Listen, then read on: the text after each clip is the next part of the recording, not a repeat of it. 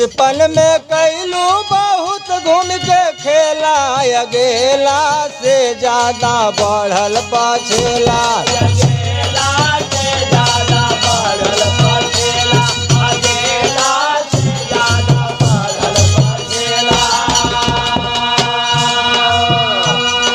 चक्की से ज्यादा तोहरे मेरा भतारबा,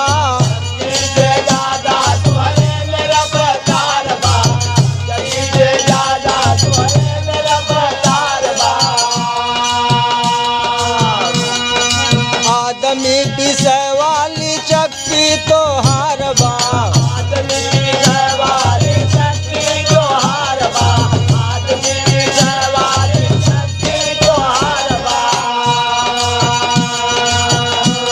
बिरयानी पकावलू मोट बा पतेला, अगेला से ज्यादा बढ़ल पछेला।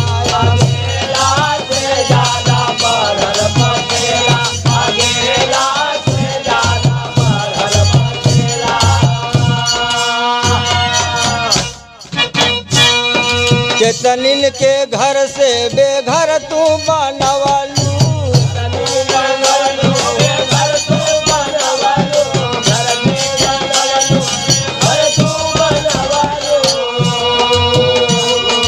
ना जाने कवन तू चटनी चटवलू।